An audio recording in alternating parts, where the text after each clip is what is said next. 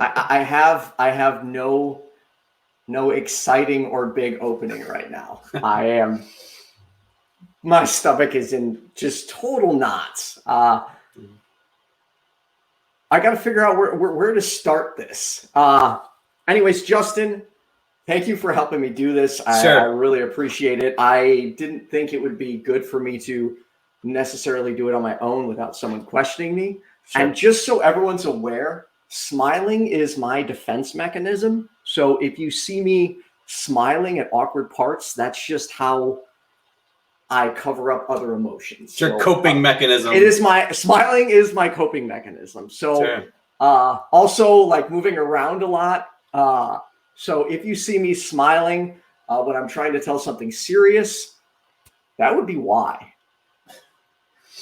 Yeah, I mean, this is we're tackling a serious subject, and it's, you know, the subject of mental health overall is just not easy to talk about, especially when it's you. So thank you for doing this, and I think it's a good conversation that has to be had, and hopefully it'll inspire other people to open up about themselves. If I didn't think maybe this could help one person, if I'll be honest, I probably wouldn't do it. And one of my friends said to me, like, you know, you should really talk about it because look at the place you're at now. Yeah. And maybe that will show people that like there is light at the end of the tunnel. I'm going to do my best to be as honest as possible.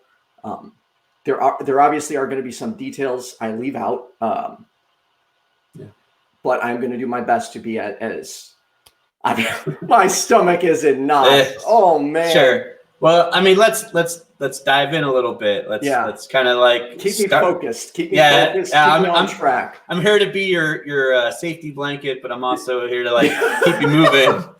So no, but so where do we want to begin? All right. So I'm going to try and stick on topic of like the medical stuff. Yeah. There are so many things that came out of my depression, so many problems in my life. I'm not necessarily going to touch on those because Brian and I are going to go more in depth into that. This is just solely focused on depression. Sure. And I'm trying to calm myself down right now. Okay, I just need to start talking. Yeah. All right. Essentially, my brother died on Thanksgiving. And from that spawned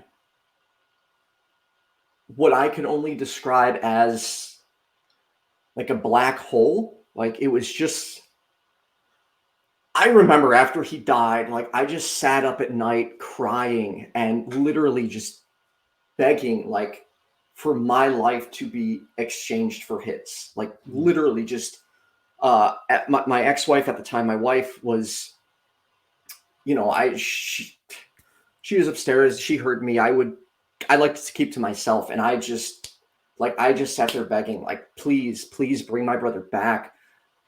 Take me instead. It was terrible, man. It was awful. I have two older brothers, man. I can't imagine that. It's literally, and I was fortunate. I was closer with my brothers than most people. Like I in many ways I raised them. Like my parents worked a lot, so I watched them. And just after losing my brother, so he was younger. He was your younger brother. Yeah. Okay. How much younger? 7 years younger. So I was the older brother, and from that spawned this like feeling of just utter failure.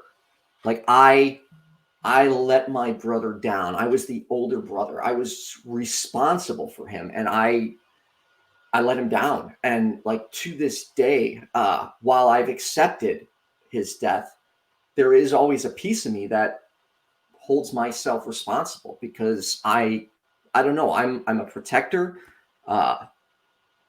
Anyways, that's what started a downhill slope. I got on antidepressants. I got on Zoloft. Thank you. I got on Zoloft, and sorry, I'm trying to like get my words together. Okay. No, it's okay. All right. I just need to turn on like speaker Brandon and not like, I don't know. Yeah. Okay. So I got on Zoloft and it slowly turned me, just a piece of me, into a zombie. Like I couldn't I didn't have emotions. And Compresses you. it does. And it's like this void. And this launched a series of like events. So after that, I made many mistakes. My health continued to go down drastically.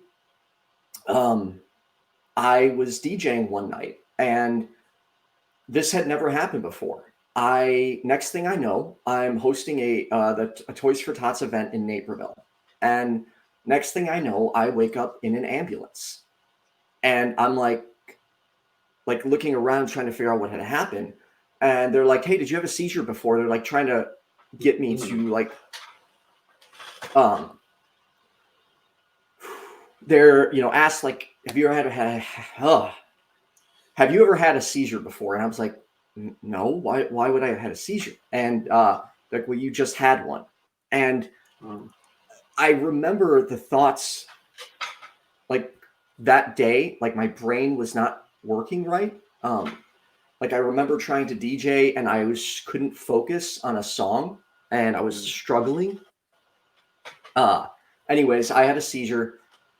I was at Grand Mall, and next thing I know, so after that, I have to see a neurologist, and I was having absence seizures, and I just started like, it was bad. Like I'd be like dozing off. My brain would be out of it. Did they put you on a seizure medication? So they put me on Keppra. Okay. And it started at 750 milligrams twice a day. My seizures weren't improving. And after that, they doubled my dosage to 1,500 milligrams twice a day. My seizures still weren't improving. And at that time, my stomach began to deteriorate.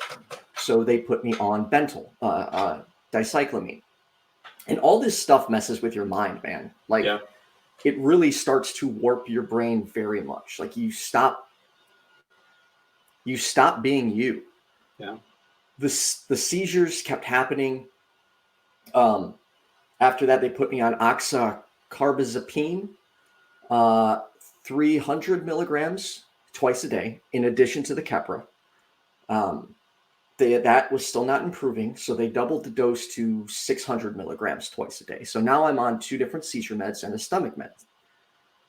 Still on Zoloft? And still on Zoloft. Wow. My stomach began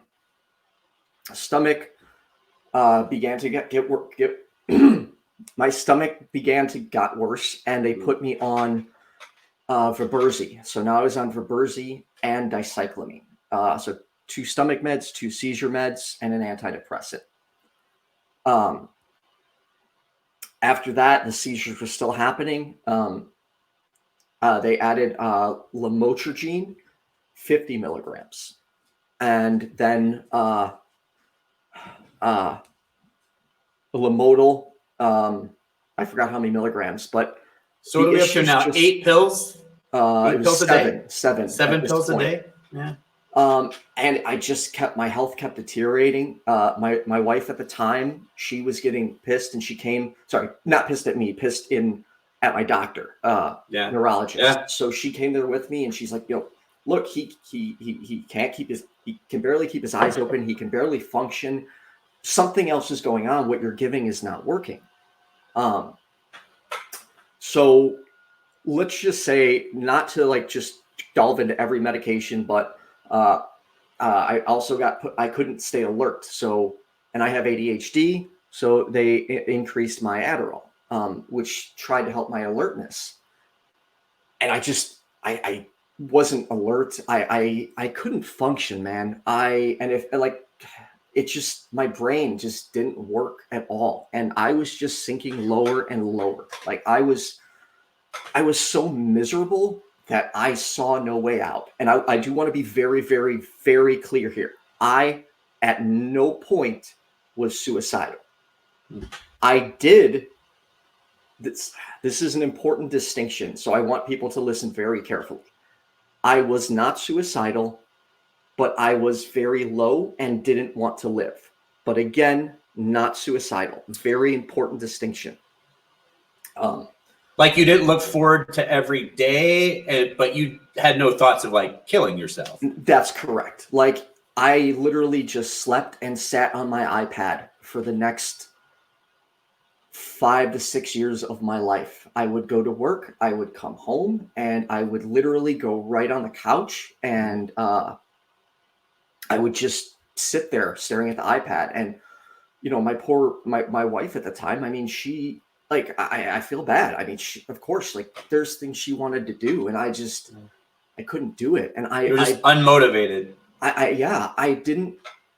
I just lost everything. Like I'm an energetic, like happy-go-lucky person, but that energy, to give you an example, I made it a point to like, I began hating people. Like I genuinely hated people.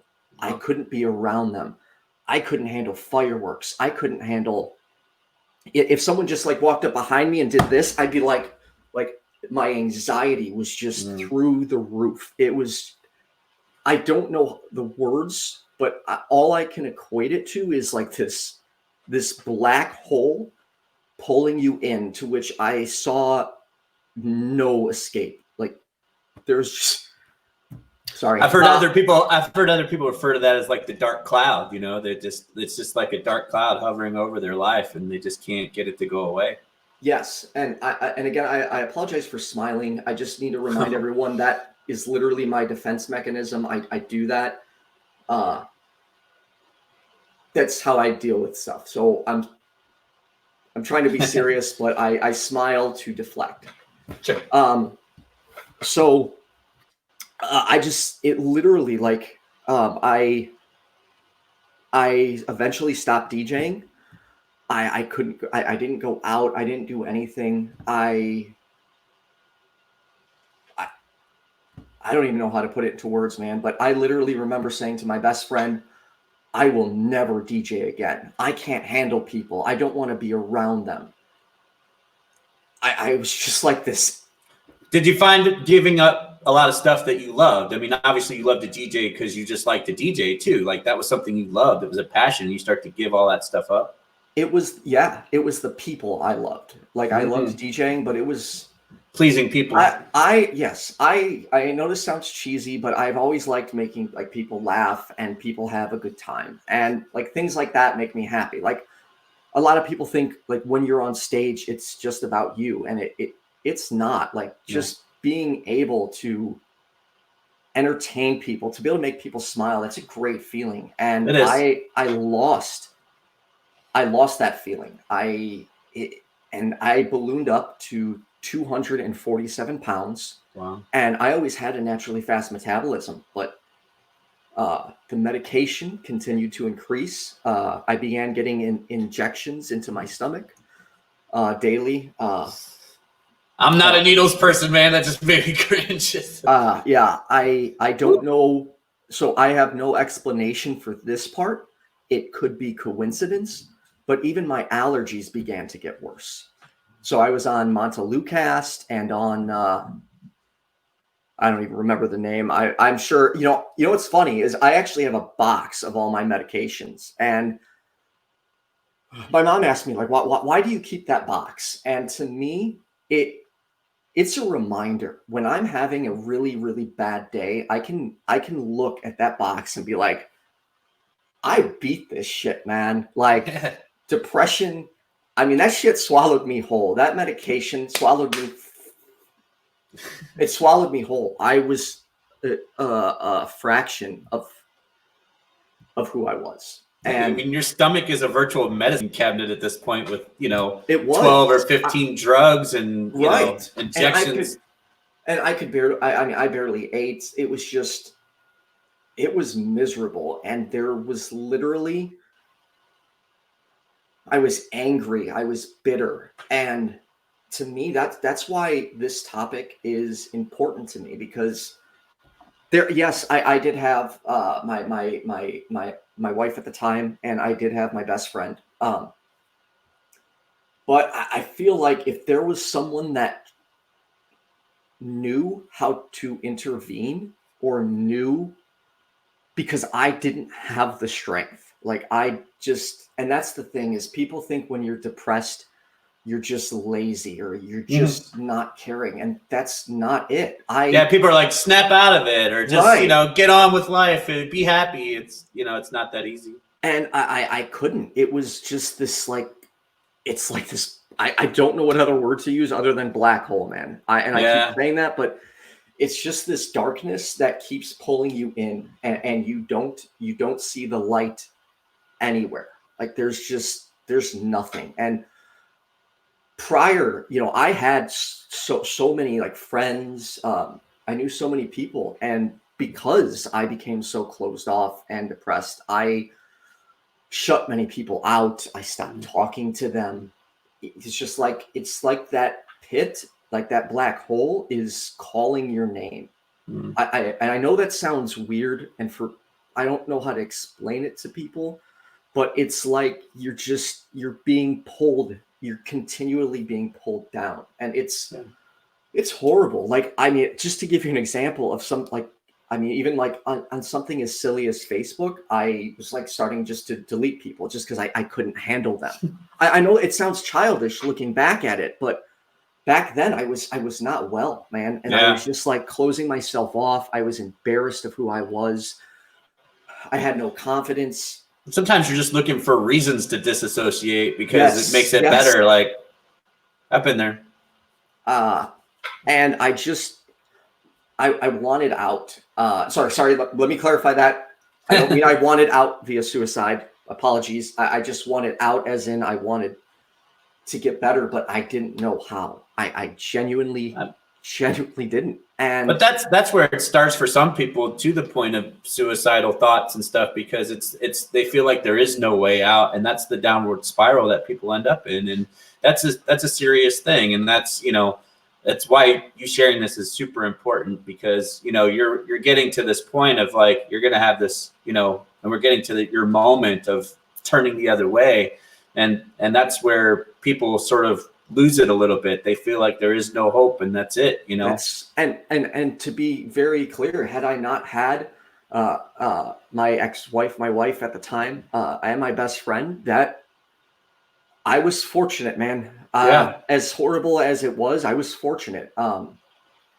If I didn't have them, I don't know how much lower I would have gotten. But you feel like you're a weight on everybody's shoulder. So I can genuinely, prior to this, I used to make comments like, I'm not even going to make the comments I used to make, but I was not a compassionate person like I am now, or at least that I'm trying to be now. I was one of those people that thought you could just get over depression. I thought people were just being lazy and they were just not wanting to try. And it wasn't until it happened to me that I began to understand like how many people out there need help. And I mean, there are people far worse off than me that would probably hear my story and go, is that it? Oh, that's all? Because they have it much worse. And those are the people that I am appealing to. Like, I know I haven't had the worst, like I am incredibly lucky, but there is a way out. And I guess what began my way out is my doctor said, let's try something new. I want to prescribe you medical marijuana. And while I used to smoke weed, I was like, well, it's just weed. I don't want to just get high like that. That's how I looked at it. Because that's all I viewed it as, is just, okay, yeah, I don't want to be dependent on something else. And dude, medical marijuana in many ways saved my life, because I started with like smoking it, and I began slowly like trying to find which strains work best and bring down my medicine. And I added CBD, and eventually I found something called RSO. It's an oil. And what I do now is I just place that oil under my tongue. So I don't smoke or anything. And it started with getting off, slowly getting off the antidepressant, finally my mental faculties started returning. Sorry, let me backtrack a little bit. My seizures began decreasing in frequency. Wow. And as that happened, I'm like, you know what? If this is helping, fuck this other medication. Excuse my language, but I was like, this is not working. This is not the way to friggin' live. So I got on that, and I got off lamotrigine. Then I tested getting off oxycarbazepine. Then I got off Keppra, and then my stomach started improving, and I slowly but surely rolled off those other stomach medications. I got off the injections.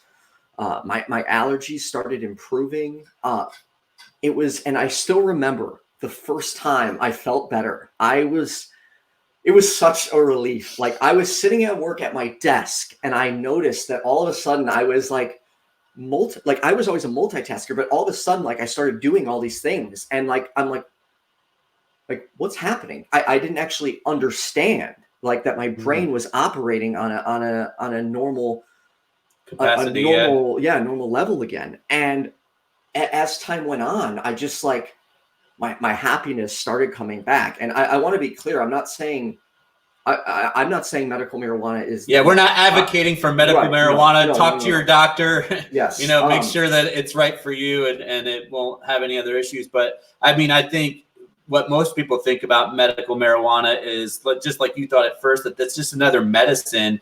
And it's really more of a natural and a wellness approach. Were you doing anything else, like wellness wise, actually, while you were doing? Yeah. So that's probably important. So yeah, I should include that. I started focusing on eating healthier. I started, there's some great scientific studies on bee pollen and allergies. So I'm like, I started that, and dude, I'm not even on allergy medicine anymore. I take a tablespoon of bee pollen every day. And the thing was, to backtrack a little bit, I tried a therapist, like 3 different ones, and I just couldn't do it. Like, I felt it actually made me feel worse about myself, because at least in the society I grew up in, I'm older. Well, not, but it was never okay to ask for help. Men, we're older. Yeah, that's in our generation. They're supposed to tough out their problems. They're supposed to just, oh, I'm a man, I got it. We're supposed to do that. So when I would talk to a therapist, it made me feel inferior. It made me feel weak. And I couldn't wrap my head around it. And did you also feel like you weren't getting any answers to it either? Yeah. Yes. Or no? Because it was like they were just, I don't feel like I was getting answers, because they were just, all I was doing was talking about my problems. I wasn't actually fixing them. So I don't, but I mean, it's also hard to say, because I didn't have the will to fix my problems either. But to be clear, I just implore people that are watching, understand that depression is not laziness. It is a chemical imbalance. You can't snap out of it. You can't just, I just need to do this. You literally, and especially if you have anxiety on top of that, you're crippled. Like, getting out of bed in the morning was like the hardest thing on the planet. It was literally like running a marathon. You couldn't do it. And there's no snap out of it. It's a climb. It's a process, and that's what people have to keep in mind sometimes too, when they're looking at other people that might be in depression or have issues, is that there is no snapping out of it, just like waking up and being like, oh, I'm better now. It's like there's a process to, like, day by day, finding what works for you in a wellness routine, in a mental health or meditation or whatever works for you. If it's prayer, if it's whatever it is, you have to find yourself, and that's where it starts, is finding yourself a little bit more every day. No, I agree. And I just, I know I'm kind of all over the place. I'm trying to remain focused. I still remember, like, talking to my closest friend Fitz and being like, dude, I'm like as I was getting better, I'm like, I don't know how to say this, but I feel like someone found the key to my brain and turned it back on, because all of a sudden it was like it was just like day by day, I was firing on all cylinders again. Like it was just slowly like coming back. I started being myself. I started being goofy. Like, Justin, if I hadn't gotten out of this, you and I wouldn't be talking right now. I would still be sitting in that like pit of despair. I would still just, I don't know. Now I talk to people every day, man. Like I talk to so many people and I love it. And do you know what's a really good feeling is when people and I like have reached out to me, whether it be like for help or just saying I've helped them, like that is an amazing feeling. It's like you're not just doing it back to what you were. Now you're doing it better. Like, you know what I mean? Like you're reaching across a lot of lines that you didn't before. Well, right. Because now I have a chance, like I have a chance to help people. At least I hope I do. And maybe that's egotistical, but if there's one person watching that I can help, then do you know what? This was fucking worth it. Excuse my, but that's because people need help. And the problem is, as a society, that help isn't always available, or we don't understand how to ask for help, or people do not reach out and say, hey, how can I help you?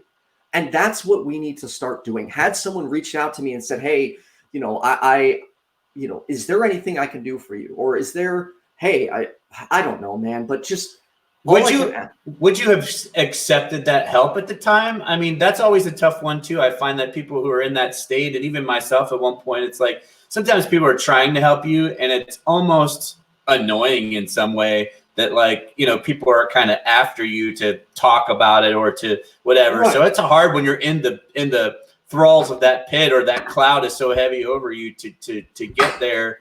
But I think that, you know, sometimes, you know, same issue with me. It's like when I finally had a friend I could talk to, you know, and be open with about what was going on with me. Because where I was at, you know, my ex-wife and her family, it wasn't acceptable to talk about mental health. It was, they were like, you need more Jesus, is, you know, that was kind of their answer. And I, you know, but I didn't want to hear that at the time. I certainly wanted to, you know, I thought I could just tough it out. And so reaching out to a friend that certainly was willing to listen and talk to me and give me some just advice, you know, and how to sort of take my life back. That was important to me at the time. Oh, and yet to be clear, I'm not saying like go out and harass people and be like, hey, you need to do this. Just send a message. And that's one thing I've tried to get in the habit of doing is every day, like, sorry, not every day, a couple times a week, at least messaging someone and, hey, how you doing? How you holding up? Like that's all it takes. You don't have to say, like, don't tell them like how to fix their problems. Don't tell them what they need to do. Just let them know you're there. Let them know you'll be that hand if they need you. Like that's sometimes all it really takes. I think that's even more important with what's going on right now. You know what I mean? I think that's a very timely message because everyone's just kind of locked away right now, and you know, who knows what their situation is. And just a friend like saying, hey, I hope you're doing well. You know, let's FaceTime or something, you know, and get some interaction. Sometimes that might go a long way. No, and that's really, sometimes that's all that some people need more help. Some people just need to know that you're there, and that can be enough. But to anyone right now suffering, the world is better with you in it. And I don't know your story. I don't know your situation, but just from my own personal experience, not from yours, it really, there is help out there. It can get better, and the world needs you. Don't give up. I mean, I'm, to be clear, I'm not a counselor, but reach out to me if you need help. I'll find any resources I can. There's a number at the bottom of the screen. There's a number at the bottom of the screen. Sorry, I want to be very clear. I'm not a counselor. I'm not a therapist. I'm just a regular person, and I don't mind talking to people or listening, but you know, find help. If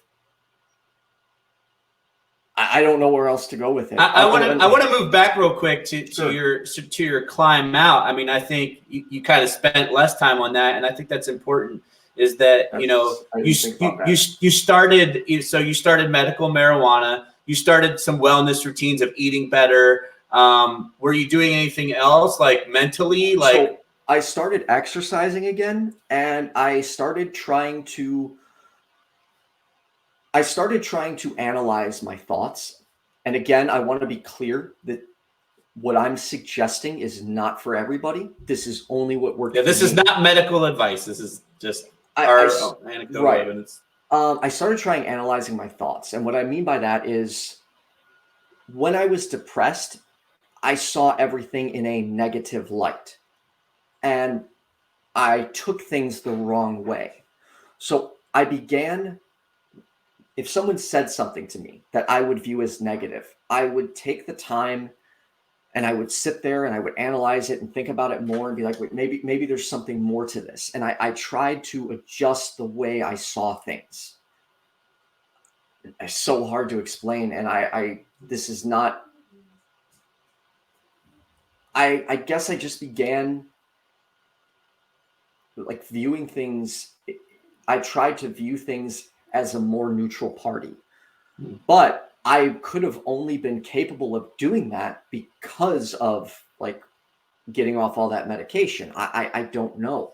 You said you started exercising. I just read a great thing, an article about sort of moving physically gets you moving mentally. And, you know, I think you kind of quicked over that, but I think that's actually kind of important. It's like falling into maybe trying to get yourself into a routine of doing something physically would reach, you know, that releases it's that science is that it releases positive endorphins in your brain.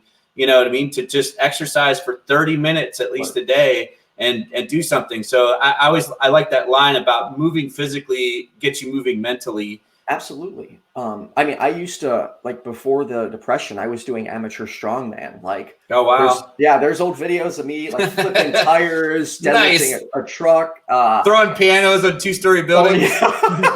Yeah, I'm sure they don't need to be up there. No, I mean, I was like, I was really strong. I miss my strength, but I didn't want to work out. I didn't want to do anything. So I mean, I slowly started getting back into working out.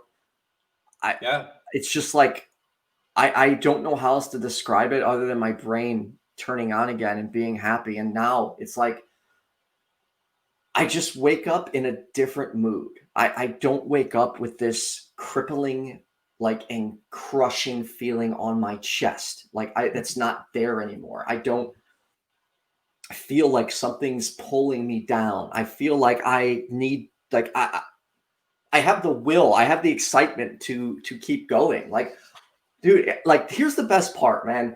If you go back 3 years, I would not have believed I was doing this right now. Yeah. I was adamant. I was adamant that I was not going to deal with people in this way anymore. I haven't known you for a very long time, maybe almost since the quarantine started. But, you know, you're like, when I talk to you on the phone or we're texting, it's like, you're one of the happiest dudes I know. Like, I'm like, it helps me because I'm like, this guy's so happy and he's motivated. You're one of the most motivated people I know that you're just like doing. And I think that's awesome. And when you kind of even told me this preface to the show, like, I was like, wow, you know, what a journey. That's like an incredible journey, you know, to go from that low to this high. And I think you're riding a really high wave. And, you know, I am. And here's the best part is I guess I don't, worst best part, I don't know what to call it. When I first started getting better and my energy started coming back, someone actually said to me, like, oh, you're just happy now because you're coming off everything, but don't worry, you'll crash. And I wanted to look at that person and be like, fuck. I wanted to look at that person and be like, well, that's really nice of you to say. Why would you wish that on anybody? Right. Like, that's, yeah. So I was maybe that's where they're at in life, you know? No. And here was the thing. I went through, while I was very high, I almost had to learn to control my emotions again. Like, I went through this phase where I was like, because I was still, like, I was beginning to feel everything again. It was like I was feeling it for the first time. Like I was feeling happy again. I was feeling, I was feeling everything.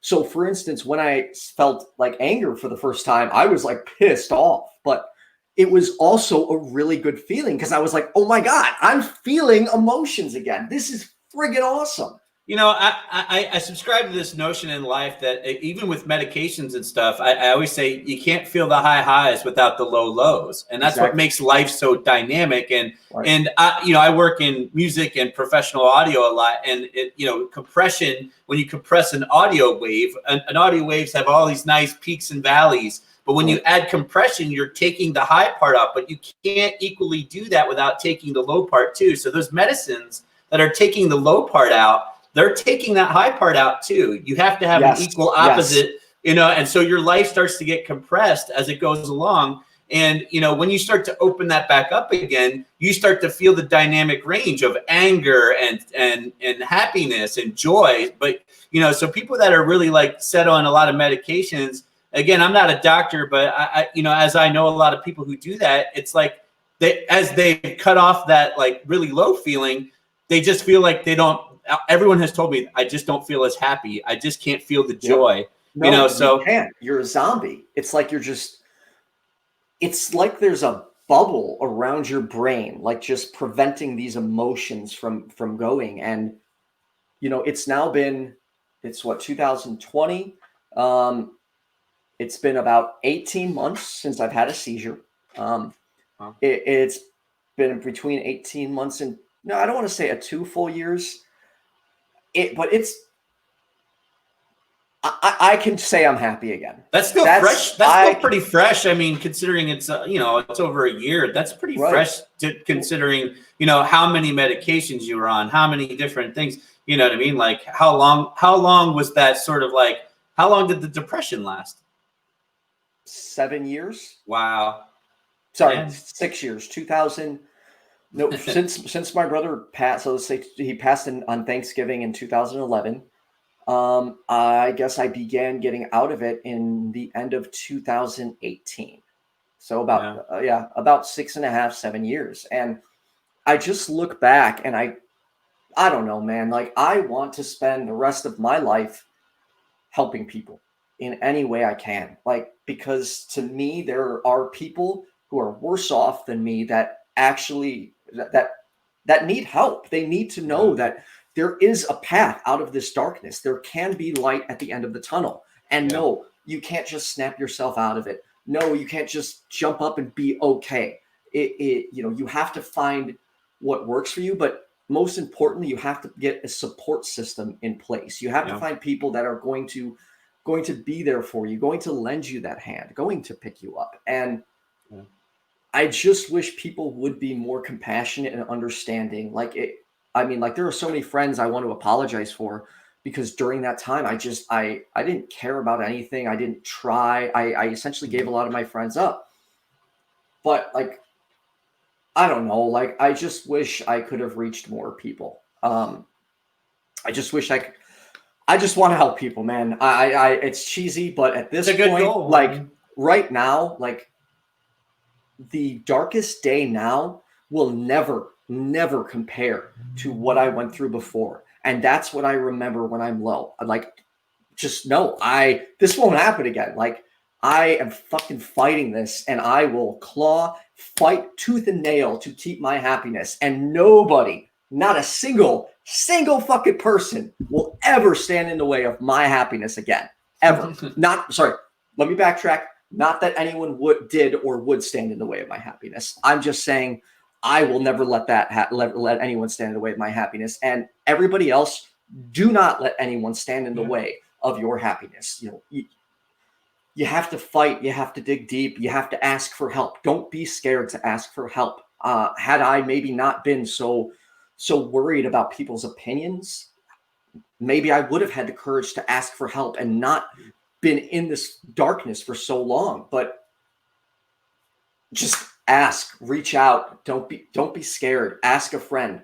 People, if you're not suffering, reach out to somebody, especially right now during this quarantine. I mean, there are so many problems happening right now. Like domestic abuse has gone up over 40%. And that's a topic for another day. But my point is there are so many things happening. People are That's a trigger for depression. I mean, so those people who are living in despair are certainly, prime targets for depression. Especially since they're locked inside and they have nowhere to go. So reach out to your friends. Just send them a message in the morning. Hey, hope you have a great day. If you need anything, let me know. Or, hope everything's going well. Is there anything I can do for you? Like, especially if you have the time now is the time to do it. People, I'm just repeating myself now, but I just want to implore people to help others reach out. There's a lot you can do. I mean, set up group Zooms with your friends. I had a friend, Lo, who did that the other week, right before I came on the Lifeline show, and we were on a 8-way call for like 45 minutes, almost an hour, just talking to each other. And I think that was good for everybody. Some of us are living alone, some of us or whatever. So it was like we were there with each other, joking and laughing, and any of us who probably were depressed had during that call felt better, so I think that's super important right now. Even if you don't want to single anybody out, maybe start like a group thing or just, try.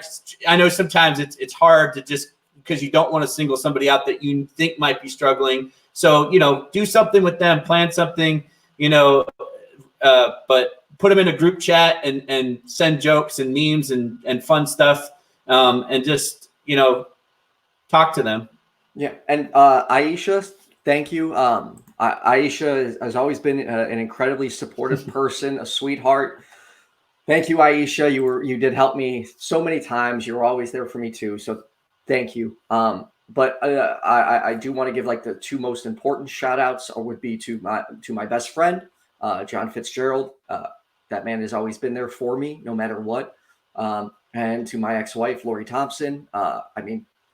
She always knew how to make me smile, because we're both goofy people, and she always knew how to, if I was down, she just knew what to say to cheer me up. So they helped get me through my my darkness, and I don't know what else to say except that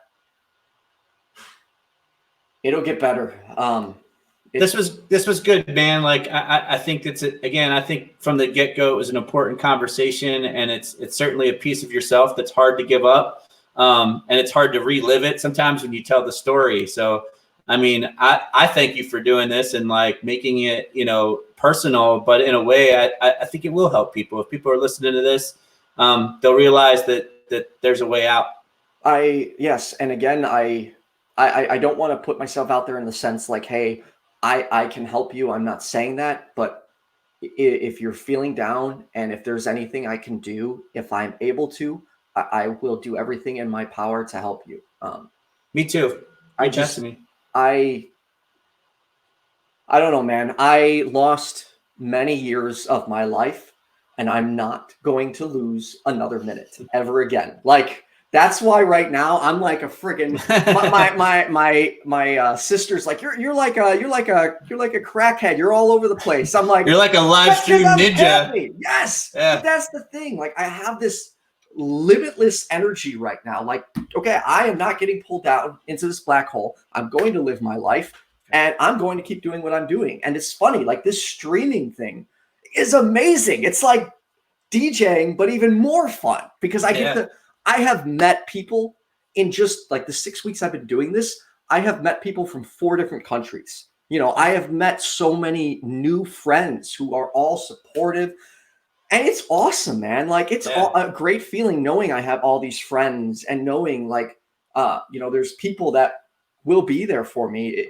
You've motivated me to do this. I'm putting together some of my own shows behind the scenes here that are going to release in the next 2 weeks, and so you're inspiring. You're like the Joe Rogan of live streaming, where everybody that comes on your show, you're like, do a live stream. You should be doing this, and so it's inspiring. And again, it's timely because of what's going on. You're providing another source of entertainment besides just watching the Tiger Guy on Netflix or whatever. It's I haven't watched that.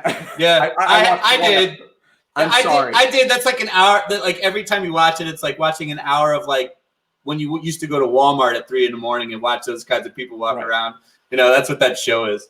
So before we sign off, if you have any questions, throw them in the comments as quickly as possible, because I don't know that I could keep talking. But if you do have any short questions, just throw them in. I'll answer them. But I will say, I'm coming, man. I am not stopping. Like, dude, I am just like, come on, what's next?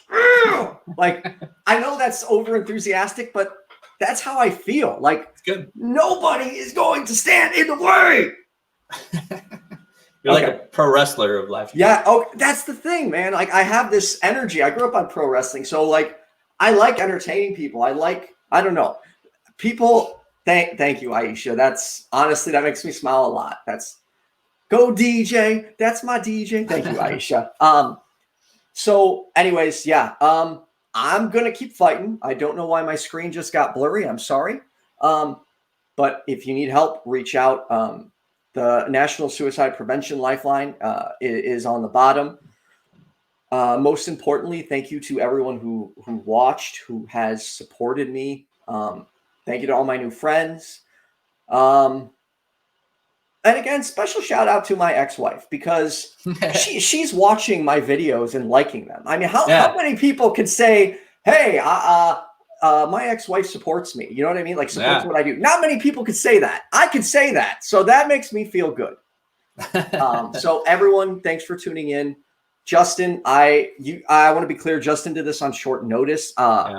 So I really appreciate it. I think I asked him like an hour beforehand, and I was like trying to get the courage to do this. But I'm glad I could help, man. What the heck is up with my camera? I don't know. I got to fix that. All right. Well, anyway. I thought it was your face. All right. Well, everyone, I hope it helps. If you need something, reach out. I'll do everything I can to help you. And Justin, thanks for doing this, man. I appreciate it. See you soon, buddy. Thank you. All right. Talk to you later. Later.